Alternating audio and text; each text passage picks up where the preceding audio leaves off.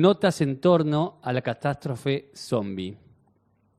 Dicen que los zombies son una estrategia del narco para aterrorizar al gobierno. Dicen que los zombies son una estrategia del gobierno para aterrorizar a la población. Dicen que los zombies son una estrategia de la población para aterrorizar al narco. Dicen que los zombies son una estrategia del gobierno para aterrorizar al gobierno. Dicen que los zombies son una estrategia del narco para aterrorizar a la población. Dicen que los zombies son una estrategia del narco para aterrorizar al narco. Dicen que los zombies son una estrategia de la población para aterrorizar al gobierno. ¿Y tú? ¿Qué dices de los zombies? Informate. Escuchá Radio Mictlán, transmitiendo en vivo la insurrección de los muertos. Estos erróneos. El cabello tomado con hebillas y tu corazón, pequeña luz en mi cuaderno. Ay, guacho, cómo tira este corazón. Me gustan los perros. La página en blanco es un desierto ardiente y peligroso. ¿Cómo soportan la vida? Lo siento, madre. Me confundí, me compliqué. Pienso que las cucharas quizás se hicieron reme. Erróneos. Gestos erróneos. Y les damos la bienvenida a este capítulo número 135 de Gestos Erróneos acá por Radio Magma.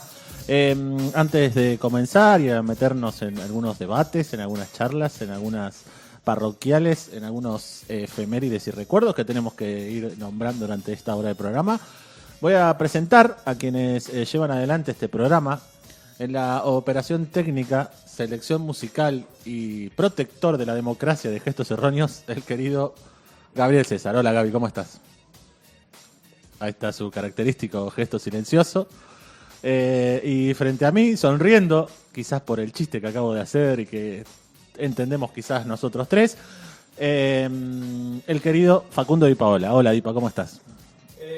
Muy buenos días para todos, todas, todes, en esta maravillosa ciudad de Tandil, República Tandilense que nos aloja. Quien acaba de hacer esta hermosa presentación, mi compañero de mesa y conductor también de este programa, Darío Palito Ledesma. ¿Cómo estás, Palito? Bien, todo bien, por suerte, muy tranquilo, contento de volver. Hacía 3 miércoles que no estábamos, un miércoles nos fuimos a hacer un programa a La Quimera que estuvo hermoso, que se puede escuchar en Spotify si quieren meterle ahí. Hicimos un programa en vivo con gente que aplaudían, que festejamos que se tiró abajo los vetos en el Congreso y fuimos muy felices en ese encuentro. Después el siguiente miércoles pasamos ese programa y el miércoles pasado nos ausentamos porque el DIPA era una persona importante, tenía una reunión de esas que no se pueden postergar en la ciudad de Buenos Aires. No era una reunión, pero algo así. Pero ahora volvimos y acá estamos y te tengo que hacer la pregunta obligada para comenzar este programa, que es ¿qué leíste y por qué, Dipa? Bueno, leí un poema del poeta mexicano Luis Fabre y lo elegí porque cuando fui a esa maravillosa reunión en Buenos Aires me enteré que había cosas turbias que sucedían dentro del gobierno nacional. No puede ser. Sí, ¿En serio porque, algo turbio? Sí, no puede sí. ser. Yo de esa reunión me ausenté porque me enteré que había algunas situaciones complejas con del gobierno, de diputados, entre... Una cosa que pasaba es que parece que hay narcos adentro del gobierno. No, me estás jodiendo. Te lo voy a decir así. No puede ser, no hay chance. Y había algo Estás difamando a este gobierno vos. No, así yo lo escuché por distintos... ¿Estás hablando de cocaína? ¿Eso me estás diciendo? Sí, de narcos. O sea, gente que trafica ilegalmente drogas ilegales. Y que ponen en peligro la vida de mucha gente. Bien, perfecto. Porque los narcos atraen sicarios y atraen un montón de luchas territoriales también. Así que nada, me gustaba del poema en realidad la idea de juntar zombies, gobiernos y narcos en un mismo poema, que es un poco lo que me pasa a mí con este gobierno. Es un gobierno de zombies y de narcos, me da la sensación por momentos, donde realmente, poniéndonos serios, para mí nos están llevando a lugares insospechados que no sabemos hacia dónde avanzarán, pero lo venimos diciendo hace bastante. Pero el que salte esta noticia de Spert, el que el abogado de Milei sea el mismo abogado que Fred Machado, que ahora fue extraditado, que ahora se hagan los limpitos con la idea de la extraditación, etcétera, para mí pone en un lugar superior lo que está sucediendo con el gobierno, porque aparte de destruir la industria nacional, aparte de la recesión, aparte de la falta de laburo, todo lo que ya sabemos, aparte de que profundiza en lógicas extractivistas al máximo, perdiendo toda la capacidad o la poca capacidad industrial que había, porque ya había algo que se fue perdiendo en los sucesivos gobiernos neoliberales. Encima se suma la posibilidad de aumentar la catástrofe social en las lógicas de asociación con cualquiera que te pueda dar unos morlacos, unos dólares o lo que sea, digamos. Esas asociaciones, eso es una verdadera asociación ilícita, digamos. Esas asociaciones con gente que realmente quiere construir, quiere destruir alrededor de la construcción de solo el ingreso de dinero, ¿no? Sí, ahí yo sumo dos cosas en dos dimensiones. La primera es que por lo menos yo en lo que escucho en los medios que se habla, cómo se financian las campañas electorales, ¿no? Que de ahí también viene este dinero que se supone que se le dan para algo. Incluso ahora lo que se sospecha es que Spert crea una campaña electoral solo para recaudar esos fondos, no importaba si ganaba o no. Y que siempre se habla, siempre hay plata que no se sabe de dónde viene para las campañas electorales. Y eso está como aceptado, ¿no? Creo que es algo que pone en discusión, ¿no? De dónde viene la plata con la que se sostiene eso. Eso en primer término. Y en segundo término, el otro día lo escuchaba Nacho Levi, de La Poderosa, hablando que el observatorio de la Garganta Poderosa había hecho, el observatorio Villero, había como relevado cuánto era el salario mínimo que se percibía en las villas. Trabajar de bolsera, o sea, vender, fraccionar y vender droga en la villa, cuadriplica un salario mínimo, que el salario mínimo creo que era como 600.000 pesos, una cosa así, un poco menos me parece, pero lo cuadriplica. O sea, vos no podés vivir con esa plata, pero si te asociás a un narco, te acercás a un narco, 2 millones de pesos. 2 millones de pesos. El que protege a la bolsera gana casi lo mismo. Entonces ahí el narco avanza. Donde no está el Estado, avanza el narco y acomoda y se empieza a construir una red que después es muy compleja de destruir y de llevar hacia atrás. Y después, sumemos un grado más a esto, es qué está pasando con las políticas de prevención y de abordaje del consumo problemático, ¿no? ¿Qué hacemos con eso? También. ¿No? Que este gobierno cada vez ataca más. Acá hace poco tiempo en Tandil, lo contamos para quienes son de acá y para quienes no son de acá también, porque puede estar pasando en otras ciudades cercanas también. Se está intentando cerrar uno de los centros barriales de una de las organizaciones que trabaja el abordaje del consumo problemático, que es Vientos de Libertad, que es una organización que elabora el abordaje de manera integral, que es de las pocas organizaciones que están en los barrios más complejos de la ciudad, y se intentó cerrar uno de sus centros. Entonces es todo junto, ¿no? Esta gente en los lugares de poder vinculada al narcotráfico, pero al mismo tiempo en los lugares donde más sensible es el tema, se retira el Estado, ¿no? No es, es un montón son todas esas aristas juntas, ¿no? La verdad que indigna primero por lo hipócrita del discurso de nosotros venimos a hacer todo re lindo y demás. Indigna también por el contraste con estas cosas también, ¿no? Me parece. Sí, completamente. Y para mí también pasa algo que es que basar todo, está todo, me da la sensación de que está todo basado en la lógica del dinero. Eso.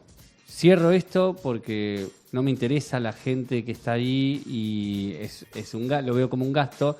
Mando a Caputo a ver si consigue algunos dólares afuera, digamos que no sabemos ni qué está haciendo ni nada. No sé, hace 5 días que no se sabe sí. qué está haciendo el ministro de Economía, que está en Exacto. Estados Unidos y no se sabe qué está haciendo, con quién está hablando. Ni Y qué de está eso negociando. depende depende el futuro de nuestro país, porque si él decide, no sé, dolarizar la economía y hacer una tranza para dolarizar la economía, estamos en un quilombo. Si decide esto, estamos en un quilombo.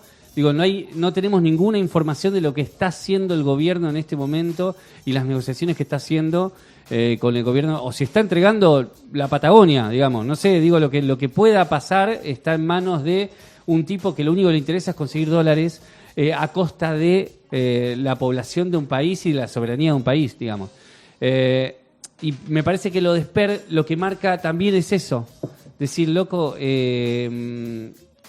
al tipo le interesa el dinero, a Milei le interesa el dinero, a todos les interesa el ingreso de dinero, no para un país, sino por sus propios intereses, digamos. Sí, total. Y eso se hace muy visible y se hace muy cruel cuando vemos lo que nos está pasando a todos y a todas en este país al que tanto queremos, digamos. Y creo que lo hemos dicho en algún otro programa anterior, pero no está mal decirlo, ya que este programa habla de poesía y de los discursos y de la palabra, es que hace ya bastantes meses que el discurso con el que este gobierno llegó se cayó a pedazos, ¿no? Sí. Desde quizás lo de Libra era más difícil de explicar, el escándalo de Libra, pero ya con el 3% de Karina, con esto de Spert y su vínculo con un narco, es cada vez más complejo. Se sostenía en un discurso de venimos a cambiar todo, somos diferentes, somos otra cosa, y ahora es, bueno. Y va a ser grave, me parece, lo que se construye, porque creo que puede venir que ya los hemos visto, al final y al cabo son todos medio lo mismo. Y ahí tenemos un problema, sí, que es cómo volvemos a reconstruir, hacer algo con esto. Sí, total.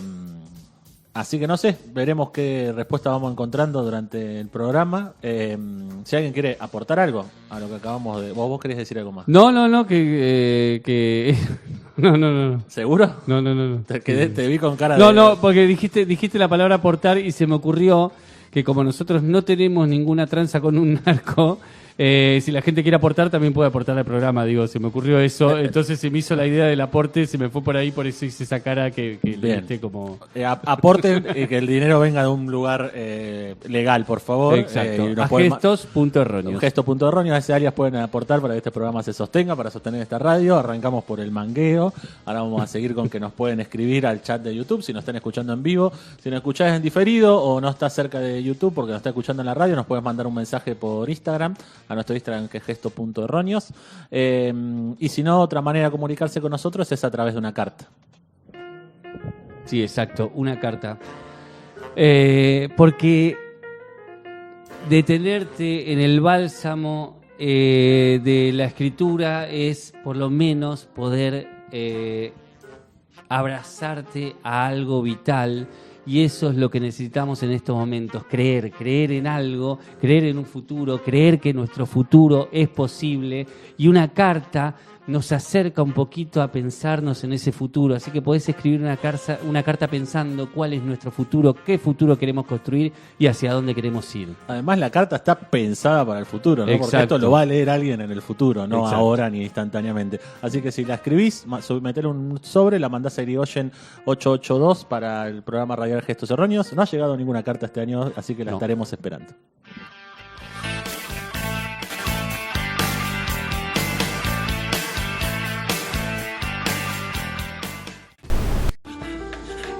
Gestos Erróneos, un perro filosófico que se descubre a través de la otredad. Tarde violeta. Cae de bruces un silencio frío en el ocio violeta de la tarde. Perplejas añoranzas. Se tuercen las paredes de mi estancia.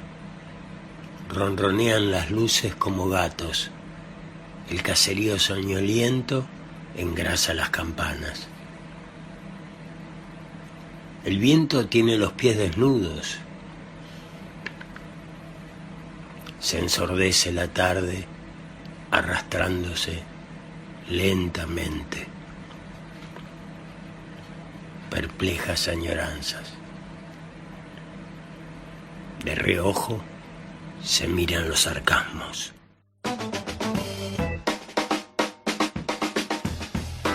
Bien, y acabamos de escuchar al grandioso y querido Melingo Qué buena leyendo, voz. sí, la voz que tiene es extraordinaria, leyendo un poema del invitado del día de hoy, el señor Jacobo Fickman.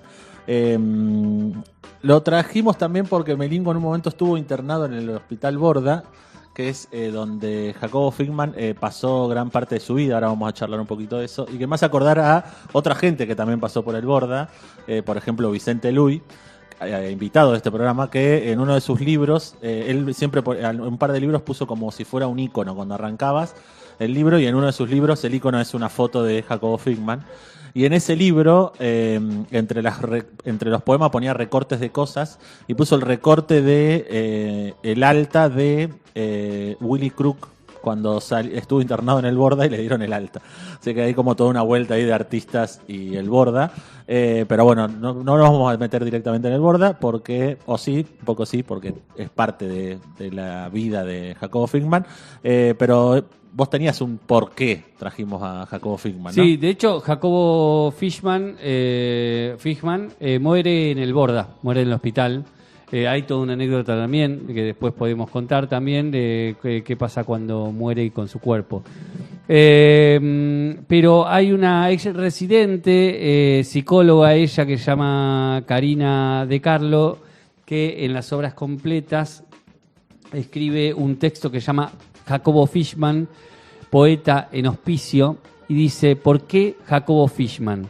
Porque es un poeta olvidado o poco conocido de nuestra literatura, porque es necesario rescatarlo del anonimato en el cual vivió y murió, porque fue un artista, porque vivió y murió en nuestro hospital, porque nos dejó un estilo de escritura, una forma de soportar la locura y el encierro, porque no soportaba esta sociedad de hipócritas, mandapartes y malandras, porque nuestra biblioteca lleva su nombre, que perdurará por siempre. Bien. Nos pareció como hermoso. Sigue después ella, lo de hipócritas, mandapartes y malandras, está entre comillas porque es algo que dijo Jacobo Fickman. Y bueno, nos parecía lindo recuperar esa idea y recuperar también que el nombre de la biblioteca del Hospital Borda lleva el nombre de Jacobo Fickman. Bien. Jacobo Fickman nació en 1898 en Orgeil, que es actualmente Moldavia. Junto con la familia emigra cuando era muy chico a la Argentina. Su padre trabajaba en el ferrocarril. En 1917 Fickman abandona la familia y se instala en Buenos Aires. Estudia para ser profesor de francés. Todo marcha bastante bien, estudia música, aprende a tocar el violín. Sí. Hasta que tiene su primer episodio en la calle donde cree que está implicado en un complot, que todo el mundo complota contra sí mismo. Entonces se enoja, se pelea con gente, la policía lo golpea, lo detiene y termina por primera vez en el Borda. Lo torturan, también, según había leído. Y después, por suerte, sale. Se empieza a juntar con el grupo Martín Fierro, un grupo muy importante, una vanguardia muy importante de la Argentina. Publica su primer libro, Molino Rojo, en 1926, que después podemos hablar un poquito de eso. Sí. Los versos iniciales de ese libro dicen: demencia, el camino más alto y más desierto, ya dando algún pie a lo que quizás a lo que pasó después, digamos, a su internación. Oliverio Girondo, quien todavía no ha sido invitado a este programa, y hay que hacerlo porque está apareciendo mucho, lo invita a Europa. Sí, lo lleva a París, medio que lo apadrina en ese momento. Sí, entre tantas cosas que hace Jacobo Fickman es ir a ver la tumba de Miguel de Cervantes y Saavedra. Y ahí se empieza a hacer como una conversión al catolicismo. Era judío, se convierte al catolicismo y empieza a tener como un vínculo muy grande con lo místico y con lo religioso y lo sagrado, Yo había leído de esa época que también se cruza con poetas surrealistas, ¿no? Con un montón de poetas surrealistas, Artaud. Y se pelea con algunos de ellos. Tengo dice, ahí como anécdotas que... Entre las anécdotas que aparecen de Jacobo Fickman, dice que lo quiso cagar a trompada Artaud, que me parece maravilloso. Sí, total, porque es muy lindo también. Yo digo, bueno, está buenísimo. Sí, me Por lo encanta. menos se cuenta eso, digamos. Sí. Se cuenta Elijo que creer. Yo también me encanta. Artaud, botón. Claro, sí. ¿Qué sí, el poeta? Después, nada, se mete fuerte con lo religioso y lo católico. Incluso durante casi 10 años estudia mucha escolástica. Bueno, y después empieza a pasar como una cuestión más que empieza a tener como mucho maltrato y se empieza a pelear con la gente, empieza a tener, incluso por ejemplo le prohíben entrar a la Biblioteca Nacional porque se pelea con el personal y iba siempre ahí y se pelea con el personal y lo terminan echando, el director firma un papel que dice que no puede entrar más a la biblioteca. Empieza a ganarse la vida tocando el violín en bares, en tuburios y demás, hasta que le roban el instrumento y ahí en la calle también, sí. Sí. Y ahí totalmente absorbido por el misticismo. Ahí yo tengo entendido que también viajó. Y ahí se va a un Brasil. Viaje con el violín, pero con el violín ya iba viajando. Había viajado por Argentina, toca el violín en la calle, etcétera. Viaja por la selva paraguaya, cruza Brasil, donde trabaja un tiempo en un aserradero, y al regresar sus propiedades solamente se reducen a una pipa y 70 libros viejos. Sí. No tiene familia, no tiene nadie cercano, y al no tener que comer y que dormir, lo vuelven a internar en el Borda, donde está desde 1942 hasta su fallecimiento en 1970. Vive ahí 28 años, hasta que aparece Vicentecito Lema, que le tendríamos que dedicar también ahí un momento, porque Vicentecito Lema, que también fue invitado a este programa, quien, si quieren escuchar ese programa, lee poemas especialmente para Gestos Erróneos, lo busca y lo termina encontrando en el Borda, y empieza como a rescatar su obra. ¿No? Rescata su obra, rescata a la persona, lo entrevista y lo acompaña en los últimos años de su vida, porque Vicentecito Lema lo encuentra en el 68 en el Borda y Jacobo Fickman fallece en el 70, así que esos 2 años se acompañan mutuamente. Hay una anécdota muy linda que cuenta Vicentecito Lema, que es que cuando llega le dice, por fin lo encuentro, lo estuve buscando por 2 años. Y Jacobo Fickman lo primero que contesta, y yo lo estuve esperando, y se dan un abrazo. Ese es como el primer encuentro que tienen cuando él lo encuentra en el Borda. Una cosa más, hoy estuve como reconstruyendo, le contaba hoy acá a los otros erróneos. Mi abuelo materno, Alfonso Corso, trabajó en el Borda entre el 67 y mediados de los 70. Así que quizás trató con Jacobo Fickman, claro, o presenció alguna de las charlas de estas dos personas. Total. Había como mucho material que le había guardado el Borda, pero eso cuando él falleció se perdió. Así que no sabremos si entre las cosas de mi abuelo no había algo de Jacobo Fickman. Qué pena que se perdió. Sí. Después, algunas pequeñas cuestiones alrededor de la literatura. Samuel Tesler, un personaje que aparece en la novela Adán Buenos Aires de Leopoldo Marechal, está también inspirado en Jacobo Fickman.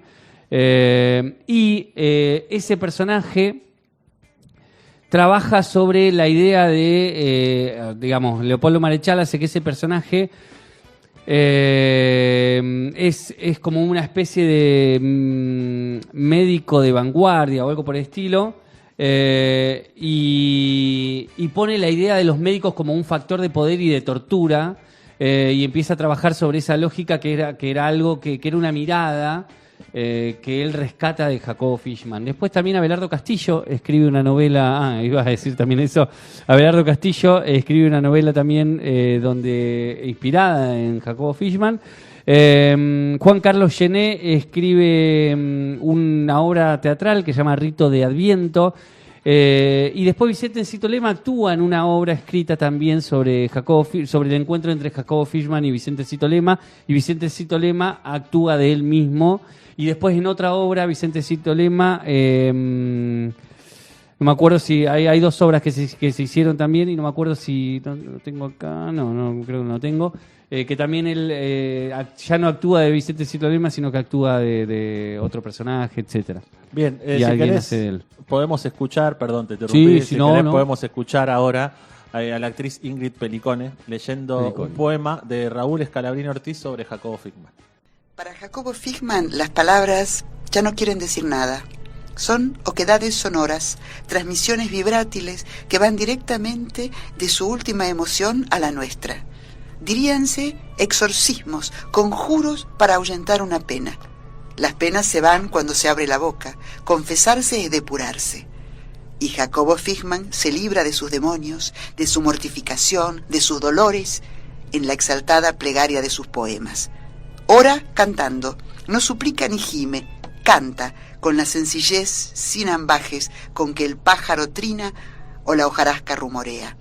No es la suya una oración mezquina y logrera, una invocación pedigüeña de pan nuestro de cada día, dánoslo hoy, Señor, ni una flagrante mentira de perdónanos como nosotros perdonamos a nuestros deudores.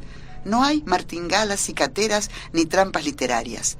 Fichmann desprecia las mejores oportunidades de lucimiento retórico. Nunca un adjetivo escamoteado, nunca un giro rendido a la fonética de la frase, a un acento, a una rima, a una asonancia. Para entenderlo es indispensable sintonizarlo, quererlo encontrar, buscar su tono, olvidar la preceptiva y hasta las acepciones legítimas de los vocablos. Si la devoción no está ya en el ánimo del lector, es inútil leerlo. Un hombre apurado, un paseante distraído o preocupado, no percibe nunca la honda latencia de una música. La música, sin predisposición, es una impertinencia desagradable o ridícula. Así también ocurre con los poemas de Fichmann. Bien, y acabamos de escuchar este texto de Raúl Scalabrini Ortiz sobre Jacobo Fichmann. Bueno, vamos a meternos un poquito en lo que pensaba él sobre la poesía, ¿querés? Me encanta. ¿Cómo siente la poesía? ¿Vas a hacer? ¿O no? A ver, te digo, él decía, conforme a la etimología de la palabra poeta, que es hacer o el que hace, poeta es un hacedor. Integran entonces los poetas la categoría de los hacedores. Esto lo hablamos muchas veces, ¿no? Que sí, el poeta hace cosas. Acá yo tengo otra cosa también. No, y después dice, y como es un hacedor, esa categoría es la categoría de Dios, ¿no? Claro. De vuelta la idea de que hace el poeta... muchas comparaciones con Dios. Y entonces la idea de que el poeta es un Dios, ¿no? Sí. Y dice, pero no confundamos a los poetas con los que hacen libros por vanidad. Me gusta, porque ahí empieza a aparecer una cosa, incluso después voy a traer una frase que para mí es muy actual, pero bueno, la idea de, hago libros por vanidad. Y después dice, ellos no pueden considerarse realizadores de obra, creadores en el real sentido de la palabra. El poema como concreción necesita una intuición poética, y la intuición creadora presupone un estado del alma. Así como el origen de la palabra poeta está en el griego poetes, el que hace o el que crea, el de la palabra trovador está en el provenzal trouver, el descubridor o el inventor. Me gusta lo del que también el trovador, ¿no? Sí. El que va inventando, el que va descubriendo. Y después dice, fíjate lo actual de esta frase, tipa querido, quizás te entristezca, pero dice, persisto en entender la poesía como un estado de ánimo antes de la reflexión. Así es. Y en la reflexión mi alma crece, se hace ligera. En cuanto a lo demás, me remito a la obra poética de Aristóteles, allí continúa estando la clave.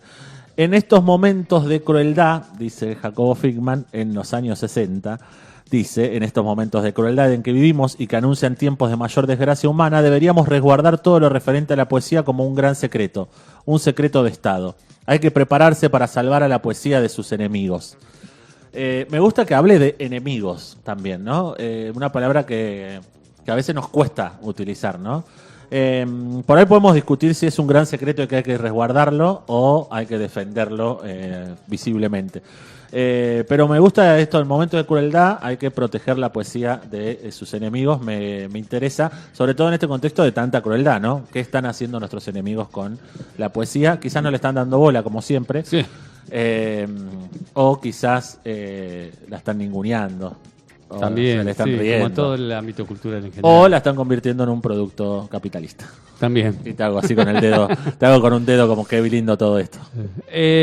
Bueno, hay algunas cosas que dijiste ahí que también, que están tomadas de una entrevista que le hace Vicente Cito Lema, que es muy linda, y dice, bueno, también cuando dice cómo siente la poesía, en esta idea de es un estado de ánimo antes de la reflexión, dice, yo tenía una infancia poética, que también me pareció muy lindo, esa idea de la infancia poética. Y después dice, le pregunta Vicente Cito Lema, ¿qué autores ha tenido mayor incidencia en su formación literaria?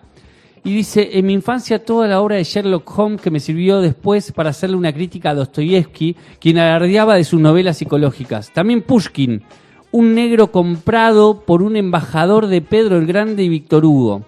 Y de grande ningún escritor ha tenido en mí ni una influencia decisiva, aunque he leído muchísimo, especialmente a Santo Tomás de Aquino, a todos los maestros de la patrística latina y griega. Y después, ¿cuál es su símbolo? La palabra, dice, que es símbolo. ¿Qué significan los títulos de cada uno de sus libros? Esto es muy interesante. Dice, Molino Rojo recuerda la demencia, Mirá. el vértigo. Yo buscaba un título para esa obra que significara mis estados,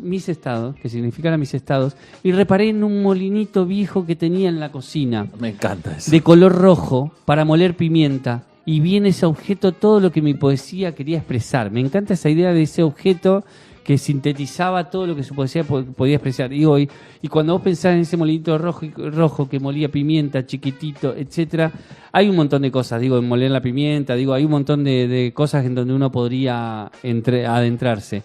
Estrella de la mañana, en cambio, se refiere a los estados místicos que yo había adquirido en esos años. Esto también es muy interesante porque él tiene mucha conciencia de sus estados místicos, de sus estados que para la sociedad eran estados de encierro o referentes a tiene que estar en un hospicio, digamos.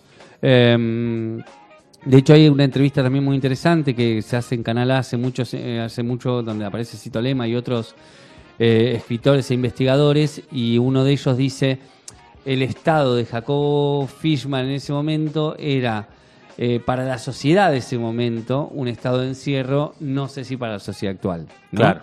Entonces, Estrella de la Mañana, en cambio, se refiere a los estados místicos que yo había adquirido en esos años. Ya había sido bautizado, convirtiéndome en la religión católica, y quise expresar con ese título la encarnación de la verdad.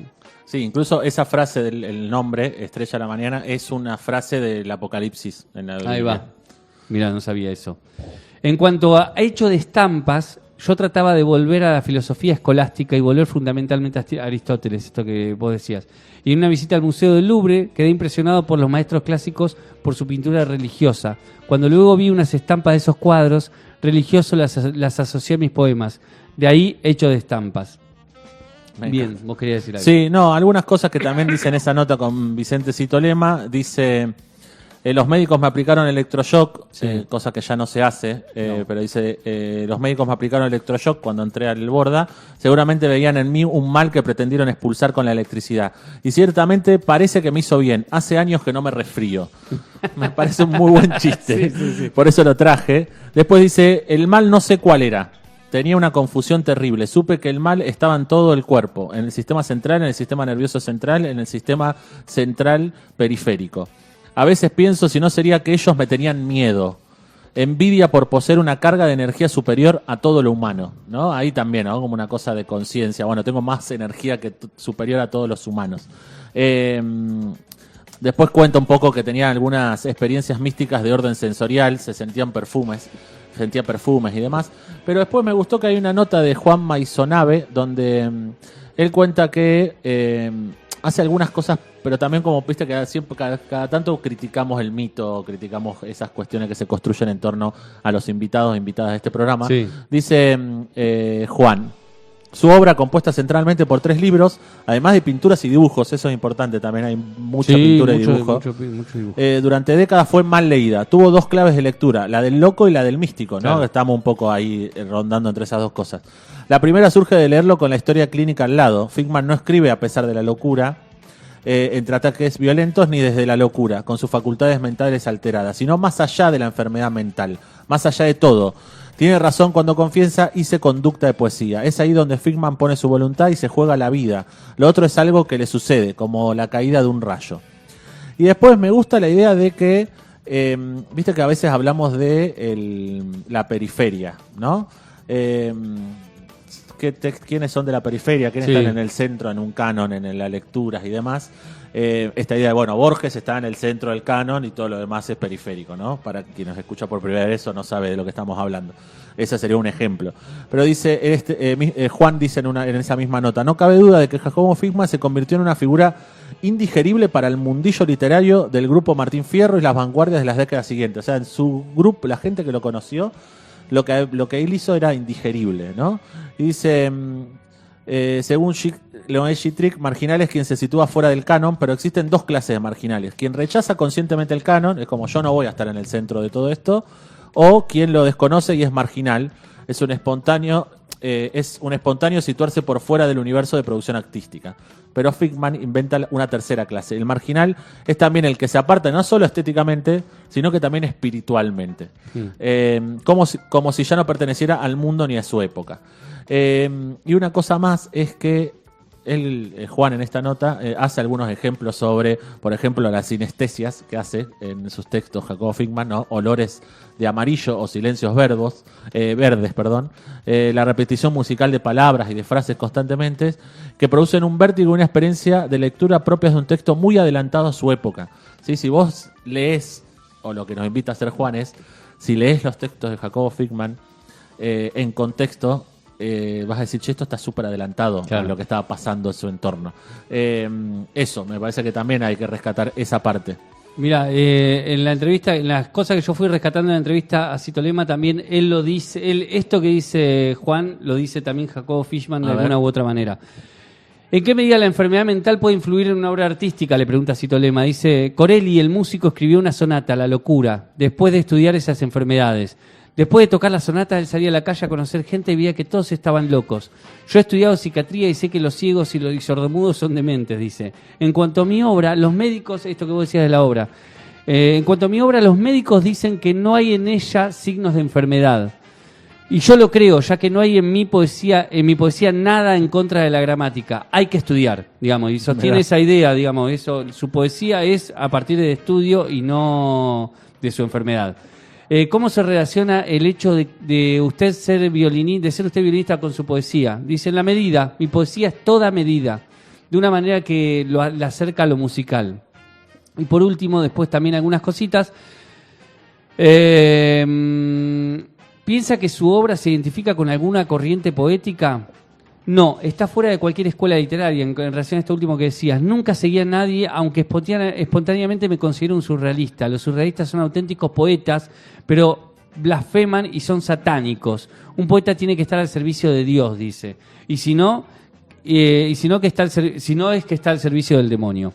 Y después, ¿por qué dejó de publicar? Que me pareció interesante. Dice, en primer lugar, porque la publicación de mis libros me la tenía que pagar yo.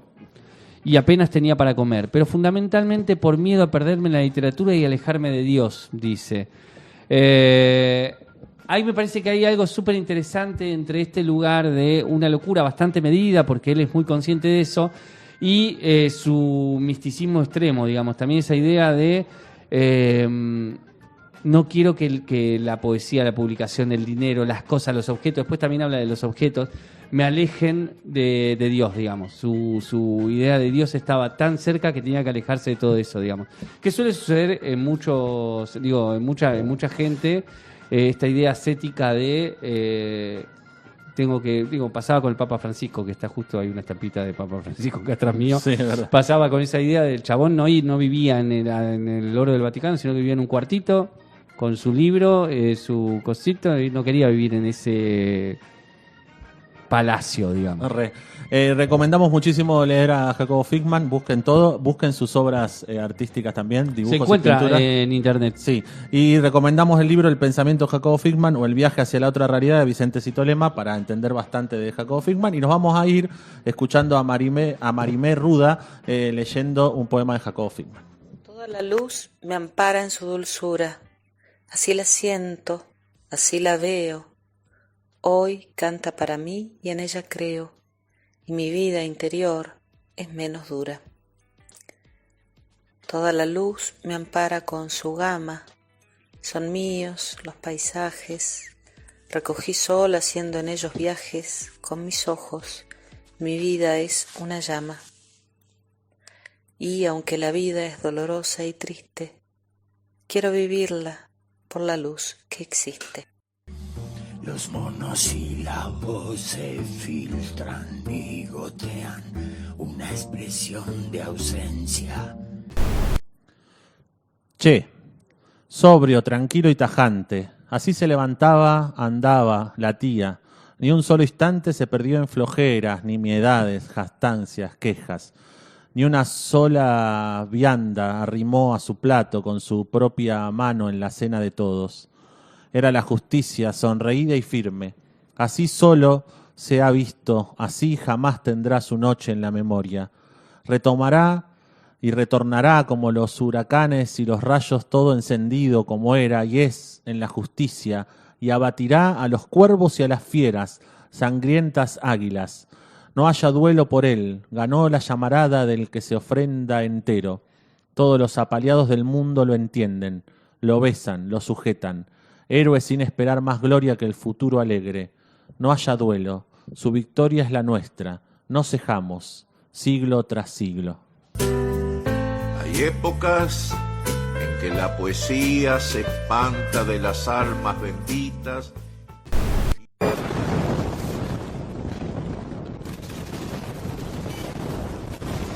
Gestos erróneos. Una trinchera literaria contra los operadores del olvido. Muy bien, y llegamos a este último bloque de este mítico programa de la Radiofonía Nacional llamado Gestos Erróneos, y tenemos que hacer la pregunta obligada para comenzar este último bloque, bloque de saludos y demás, pero primero, ¿qué leíste y por qué, Palito? Bien, leí un poema que se llama Che, de Samuel Feijó, un poema dedicado a Che Guevara, que ya que mañana se cumple un nuevo aniversario de su asesinato, de su fallecimiento, de su siembra. Lo traje por eso, primero que nada. En segundo lugar, lo traje porque en este contexto donde hace 5 días el ministro de Economía está encerrado hablando con yanquis para resolver el futuro de este país, es un buen momento para hablar nuevamente de imperialismo, de colonias y de qué vamos a hacer con eso. Y porque en uno de los versos dice: todos los apaleados del mundo lo entienden, lo besan, lo sujetan. Héroe sin esperar más gloria que el futuro alegre. Y esa frase me hizo acordar no solo a él, porque esto de todos los apaleados del mundo lo entienden, lo besan y lo sujetan, sino también me hace acordar un poco a Diego Maradona en este mes en que se va a cumplir un cumpleaños más de Diego, el 30 de octubre. Y hace un ratito escuchamos, quizás esto es por otra razón, pero hace un ratito falleció Miguel Ángel Russo, el técnico de Boca, y en este poema en un momento dice: héroe sin esperar más gloria que el futuro alegre, y me parece que es una buena frase para pensar a un técnico que dirigió equipos muy populares en este país y que quizás solo quería la alegría de los hinchas de esos clubes. A nosotros, por lo menos como hincha de Boca, nos has hecho muy felices, así que un gran abrazo a Miguel Ángel Russo. Por Muy eso bien. traje. Me encantó. Ahí metiste a Russo también ahí en el medio, hablando de que de Jacobo Fishman, que también nació en algo de lo que después fue la Unión Soviética. Así que aguanten los rusos, el Che, todo, vamos. Todo. Claro, es verdad. Me gusta. Bueno, vamos a los saludos, ¿querés? Vamos a los saludos. Enviamos un saludo a Ediciones del Chapalefú en el año de su aniversario número 29. Siempre a tu disposición para consultas sobre tus futuros libros, corrección de estilo y demás. Siempre con la consigna libros para ser libres. Para comunicarte con Néstor, el contacto es nestordipaola@gmail.com y le pedís ahí lo que quieras. Y vamos al obsequio literario de hoy en Ediciones del Chapalefú. Seguimos con poemas dedicados a la primavera, sobre todo por estos días en que pareciera haber comenzado en cuanto a lo climático y no solamente en el almanaque. Para ello nos vamos a Chile para encontrarnos con la exquisita Gabriela Mistral. Así lo dice el propio Néstor de manera exclusiva para Gestos Erróneos. Doña Primavera, viste que es primor de blanco, tal como limonero en flor. Salid a encontrarla por esos caminos, va loca de soles y loca de trinos. Doña Primavera de aliento fecundo se ríe de todas las penas del mundo. No cree al que le hable de las vidas ruines, ¿cómo va a entenderlas entre los jazmines? Doña Primavera de manos gloriosas, haz que por la vida derramemos rosas.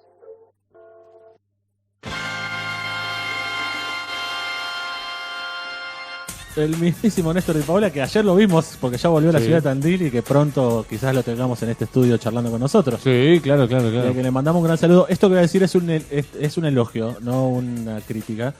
Es lo más elogioso que puedo decir. Cada vez que aparece el momento de Néstor Di Paola leyendo, me siento escuchando una radio de hace muchísimos años. Sí, y eso sí, me da sí. mucha alegría porque es como un viaje en el tiempo por un instante. Sí. Y me encanta. Total. Me gusta también, es como un momentito. Un momentito de pausa, Sí. un bálsamo, un remanso. Sí, recontra. Bien, y vamos a seguir con los saludos. ¿Vos tenés algún saludo? No, bien, perfecto. Vamos a mandar un saludo al indio que dice... ¿Al Indio Solares? El indio, sí, al indio. Vicentecito Lema siempre me sonó como Vicentecito. Vicentecito. Mirá. Vicentecito Lema, Vicentecito. Entonces, un diminutivo que me inventé yo, dice. Participé como iluminador en 2 obras de teatro que escribió él y siempre me gustó decirle Vicentecito. Lo digo con mucho cariño, dice el indio, a quien le agradecemos. Acá Hernán Suárez dice, otro miércoles que los puedo escuchar en vivo. ¡Viva Perón! Grita ahí. Lo grita directamente. Lo grita, por lo menos el mensaje parece que lo grite. Yo traté de ser fiel a lo que Hernán Suárez nos dice. ¿De dónde era Hernán? Nos mandó una carta en algún momento. Nos mandó una carta, Hernán. Así que nada, muy agradecidos con Hernán que nos mandó una carta, pero no me acuerdo dónde era. Para mí era del conurbano también o de alguna zona del conurbano. Llega un mensaje del señor Polo Ledesma que dice, estuvo muy lindo programa, saludo para los 3. Igual el 3 es por personas, no por el 3%, aclara. Muy bien, muy bien. Es una buena muy aclaración importante. Esto me lleva también a decir que si quieren aportar, porque no buscamos aportes narcos, gestos.erróneos. Gestos.erróneos, exactamente. Nos mandan el 3%. Eso, nos mandan el 3%. No sé qué me estás diciendo, Gaby, por el chat. Gaby está diciendo algo, no sabemos qué es. Bueno, ¿vamos con los chivos? Vamos con los chivos. Acá Guillermina Berkunki, que nos está escuchando y nos manda un saludo, nos dice también que se presenta el viernes 10 de octubre, Día de la Salud Mental, se presenta Puerta de Encuentro. Hablando de la salud mental y todo, que Sí. Justo a Jacobo Fishman me parece que también justo coincide, en la Biblioteca Salceda, Colón 1479 a las 20 horas. Y acompaña musicalmente 3 mates jazz. Así que viernes 10 de octubre, 20 horas, Día de la Salud Mental. Ahí en la Biblioteca Salceda, en Colón, ahí en la queridísima calle Colón, que ahora están floreciendo los tilos. Todos. Que digas que justo coincide con el Día de la Salud Mental es una ofensa para el querido Gabriel César, productor de este programa, porque esto está pensado, no es que fue justo. Es verdad, porque Gaby siempre lo No me hagas piensa. calentar, No, coincide, no. Digo, coincide la presentación vos. del libro El Día de la Salud Mental y No, que no, el te programa, estás claro. Totalmente desubicado lo tuyo. Escúchame, bueno, vamos con ¿Qué la... es esto de mármol? No sé qué está diciendo. De mármol, es de Hernán es de José Mármol. De por José ahí. Mármol. Ahí está, Qué gracias, gran- Gaby. No, es que Gaby es la memoria De este viva programa. de este programa. Cuando nosotros estamos totalmente perdidos, desorientados, Gaby recuerda todo y sabe todas las efemérides del mundo. Se las acuerda el chabón. Exactamente. Y por eso es que hacemos los programas que hacemos. Escúchenme, saquen sus agendas y anoten. Sí. Este viernes 10 de octubre va a ser la fiesta Magma acá en la mismísimo Centro Cultural Tiparte para festejar lo que queramos, lo que tengas ganas de venir a festejar. Vengan, va a haber música, va a estar la Academia de DJ, va a estar la Vitos Caramela Selector, más DJs que ahora no recuerdo el nombre, pero vengan porque es una fiesta con entrada libre y gratuita. Nos encontramos acá, celebramos, discutimos, charlamos. Vamos a estar. Y vamos a estar los 3 erróneos en quizás diferentes momentos, quizás en el mismo momento. Ustedes verán en qué momento nos encontramos. Les Norby. pedimos que nos vengan a abrazar si escuchan el programa, Sí. que nos vengan a abrazar y nos digan, che, yo los escucho. Exactamente. Y una cosa más, el sábado 18 de octubre, a partir de las 15 horas, vamos a estar llevando adelante, junto con la cooperativa Mínimo Vital y Móvil, de la cual formamos parte, el Festival Órbita, un festival en el que vamos a mostrar todas las producciones que hace la cooperativa Mínimo Vital y Móvil. Nos encontramos a partir de las 15 horas en el Centro Cultural, no, en el Espacio Cultural 990, ahí en el hoyo 990. Sigan las redes de Gestos Erróneos, y en realidad las de la cooperativa Mínimo Vital y Móvil, que es cope.mínimo vital y móvil. Las de Gestos Erróneos también, donde vamos a ir subiendo el cronograma, qué va a pasar. Va a estar la obra de teatro Sucedió en la Vía. Después va a estar la máquina de hacer preguntas y finalmente va a haber un programa especial de Gestos Erróneos donde van a poder venir y presenciar nuevamente como lo hicimos hace un mes en la Quimera. Así que sigan ahí. Todas las actividades van a ser con entrada libre y a la gorra. Vengan en familia, vengan a pasar toda la tarde con nosotros, nosotras, y sigan las redes que ahí vamos a ir anunciando todo. ¿Algo más? Va a haber más cosas, ferias, estatuas, lecturas de poesías por niñeces, divino, va a estar divino, así que aprovechen, vengan, disfruten, vengan a disfrutar con nosotros y con una cooperativa cultural que viene trabajando desde hace ya un montón de años. Así que les estaremos esperando. Y bueno, este programa fue llevado adelante en la operación técnica y selección musical Gabriel César, Facundo Di Paola, Dipa, chao Dipa. Chao Palito. Mi nombre es Darío Ledesma, me dicen Palito, y esto ha sido Gestos Erróneos.